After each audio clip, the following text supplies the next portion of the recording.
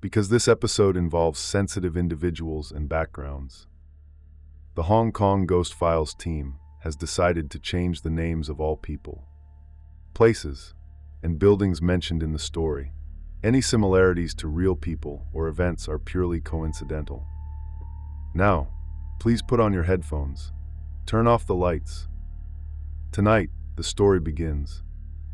In Hong Kong, there is a university with a long history. Some of its buildings aren't just for studying.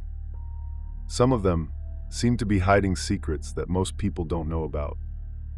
Our story's main character is a first-year student named Bob. He's the kind of person who has been obsessed with architecture since he was a child. After years of hard studying, he finally got accepted into his dream university. A school that's famous not just for its history, but also for its unique architectural design. On his very first day, as he walked onto the campus, his eyes were immediately drawn to one particular building. Its style stood out from everything else. The materials, the lines, the structure. To him, it was the perfect piece of architecture. Bob couldn't help but ask another student, "Hey, this building looks so special. Why is it called Moon?" It turns out, this building was donated by a wealthy businessman. Just like many buildings in Hong Kong universities, most are named after the donors themselves, but this one was different.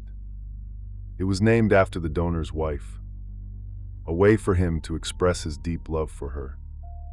Bob lived in the student dormitory. He didn't like going to the library. Most of the time, he studied quietly in his room, completely focused on his sketches and models. He felt peaceful, and his days were full. Time flew by. As the end of the semester came closer, exam pressure got heavier. He didn't dare to relax. One day, the weather was especially hot. Bob was in his dorm as usual, getting ready to study. But suddenly, the air conditioner broke. He started sweating all over. His notes were soaked. He couldn't focus, and he felt more and more irritated. He wiped his forehead and muttered, "How can I study in this heat?" After thinking for a while, he decided to go to the Moon building, hoping to find a quiet place to study until late at night, then return to the dorm. Actually, this wasn't Bob's first time going to the Moon building. Sometimes, he would go there to find a quiet place to study. He knew that the 5th floor, the very top floor, was the quietest place in the entire building. Hardly anyone went there, and it was always peaceful and quiet, exactly the kind of environment he liked. So, as soon as he entered the building, he took the elevator straight up to the 5th floor. That floor wasn't just quiet. The bathroom there was also especially clean, because almost no one used it. But why didn't anyone go there? It wasn't because it was scary.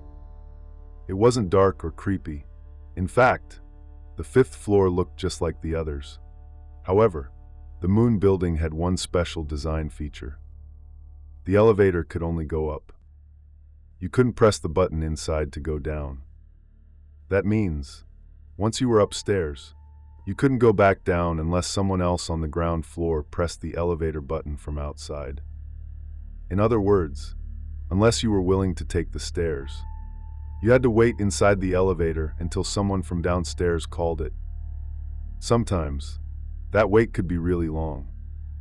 They said this design was meant to encourage students to use the stairs more, to be healthier and get more exercise. That's why not many people went up to the 5th floor. But Bob didn't mind. For him, peace and quiet was all that mattered.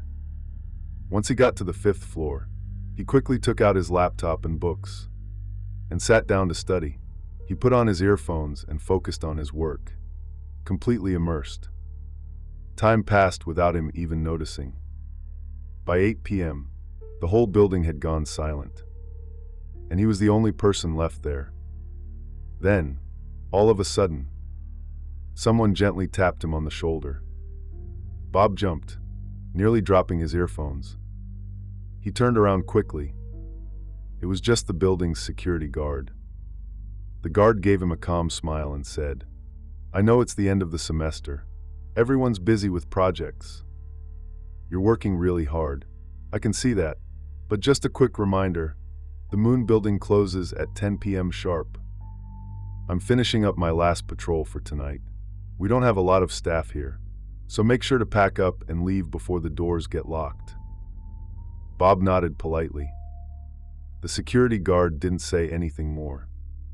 He turned and walked away down the hallway. Bob kept studying, fully focused. Time went by, and slowly, his eyelids began to feel heavy. The music in his earphones started to fade into the background. Eventually, he couldn't hold it anymore. Right there, in the middle of his books, he fell asleep. Sometime later, Bob suddenly woke up. He yawned and reached for his watch. 11 o'clock, he muttered. His heart sank. Oh no, did they really lock the doors? He didn't waste any time. He quickly rushed down the stairs to the ground floor lobby. And yes, something had gone wrong. The main door was already locked. No matter how he turned the handle, it wouldn't budge. Behind the glass door, it was pitch black. He could only see his own reflection staring back at him. Luckily, he stayed calm. Next to the door, on the wall, there was a piece of paper. It had the phone number for the security office. Thank God, he sighed in relief. He reached into his pocket for his phone. But when he turned it on, nothing. The screen was black. Dead battery. He stared at the phone for a few seconds, frozen. Then suddenly, he remembered. There was a public phone on the 5th floor. Without wasting another second, he turned around and started walking back upstairs. Step by step, his footsteps heavy and anxious. Bob rushed up to the 5th floor, his heart pounding fast. He walked quickly to the end of the hallway, where the public phone was. He reached out, ready to dial the security office. But then he stopped. Oh no, I forgot, this phone needs coins. He stared at the phone. His mind went blank. He didn't have a single coin on him.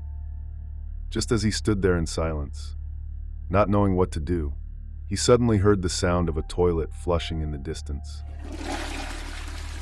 Bob's heart lit up with hope. Maybe the security guard was in the bathroom, or maybe another student was still here.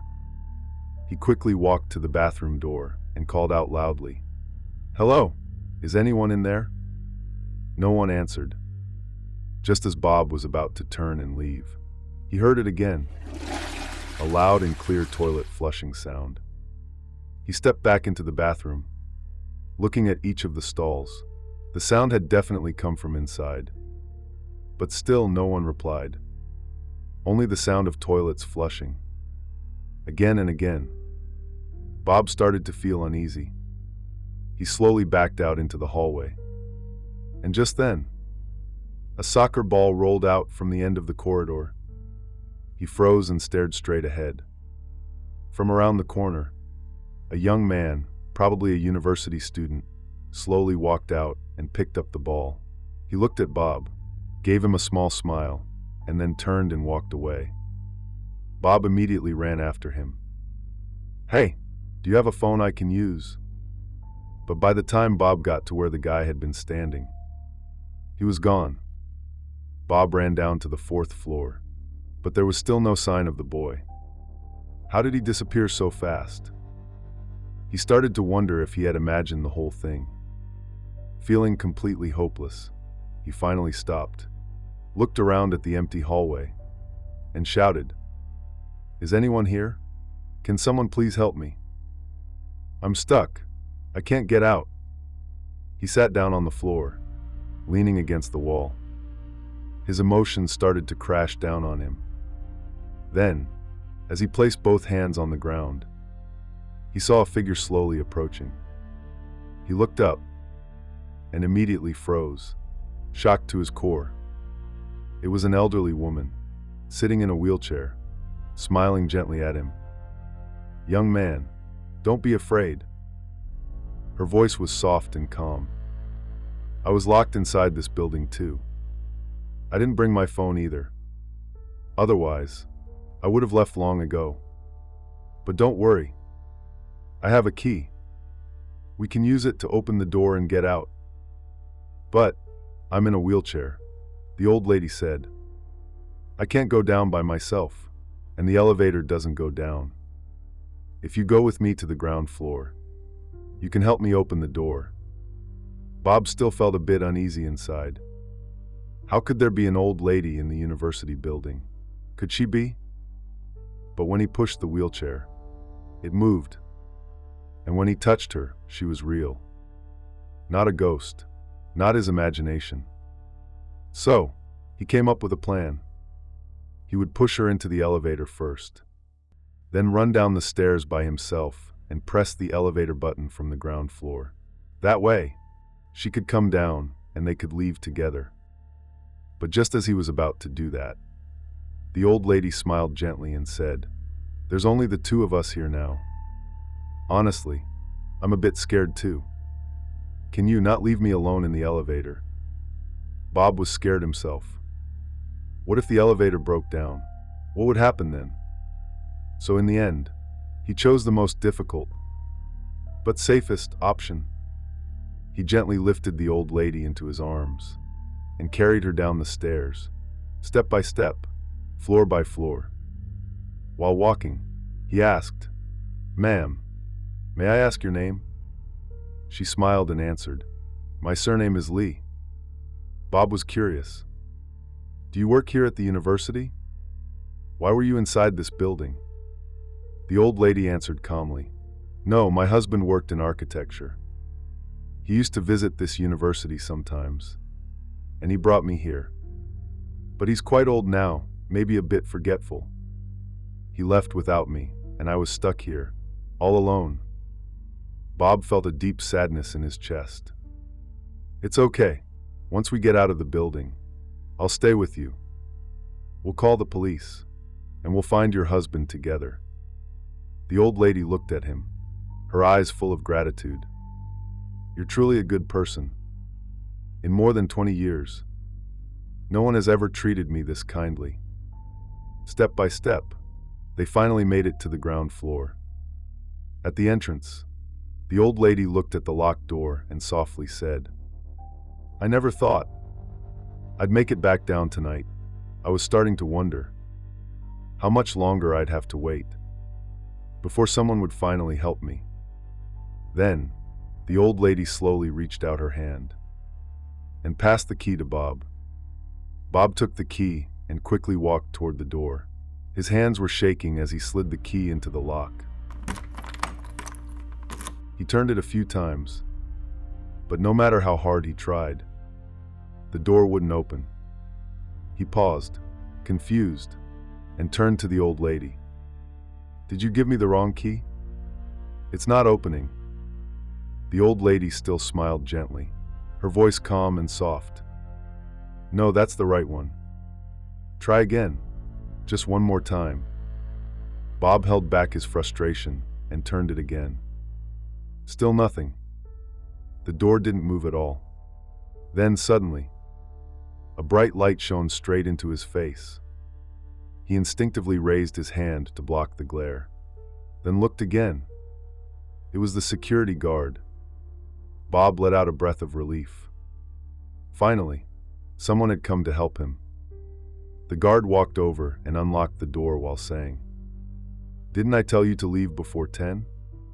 Why are you still here?" As Bob walked out of the building, he snapped back, "No, you. You didn't do your job properly. You left an elderly woman inside the building and didn't even know. I'm young. I can manage. But she was in a wheelchair. She could have been stuck in there all night." The security guard frowned and looked at Bob with a puzzled face. "What? Old lady? What are you talking about?" Bob froze. He pointed behind him. "She's right behind me. The woman in the wheelchair." The guard shook his head slowly. "There's no one behind you." Bob turned around. There was no one there.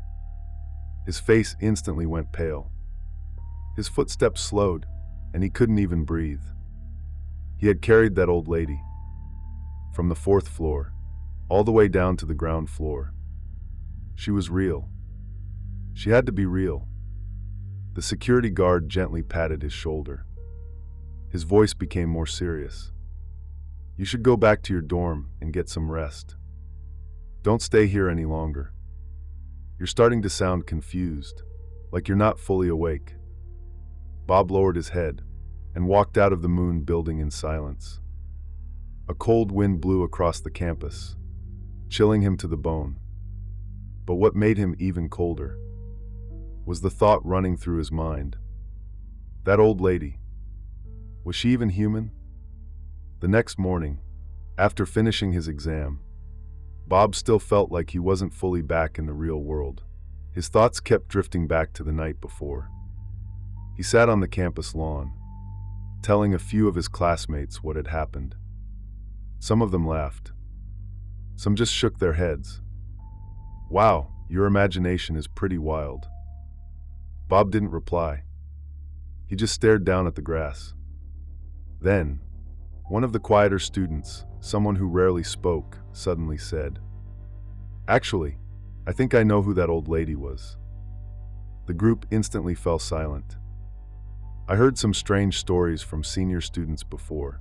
At first, I didn't really believe them, but the way you described that old woman, in a wheelchair, and with the surname Lee, it matches exactly. I think what you saw was her. He continued, have you ever noticed something strange about the Moon building's design? If you look at it from above, the shape of the entire building, it looks like a coffin.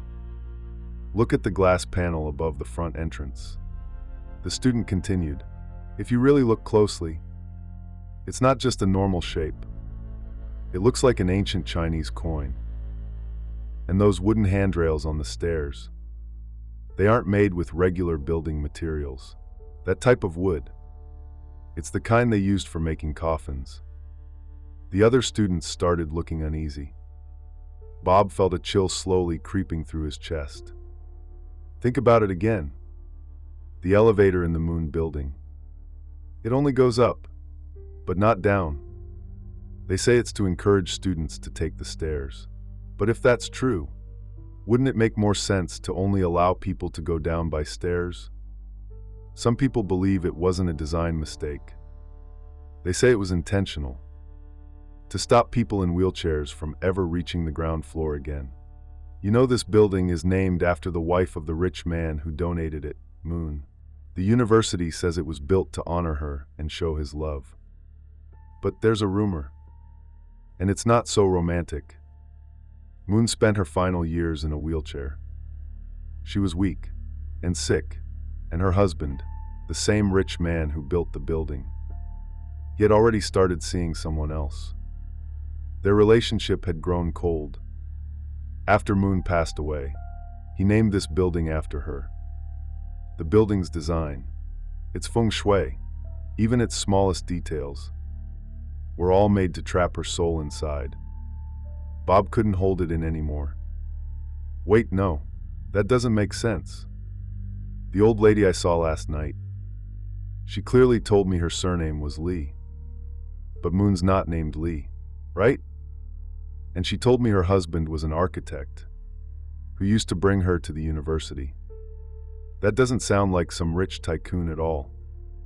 The student took a deep breath, looked Bob straight in the eyes, and said, that's right. Moon's original surname wasn't Lee. But after she got married, she became Mrs. Lee. In the old days, women would take their husband's last name after marriage. Moon married into the Lee family. Her husband was that rich man. So when she told you her surname was Lee, she wasn't wrong. And one more thing, that rich man, he was an architect. Did you know how many buildings on this campus he helped design and build? At that moment, Bob's entire body broke out in goosebumps. The kind, gentle old lady in the wheelchair last night, she was Moon. And the story ends here. Whether you believe it or not, That's up to you. But just a word of advice. To all viewers of Hong Kong Ghost Files, please don't try to guess who the rich man was. And whatever you do, don't post his real name in the comments.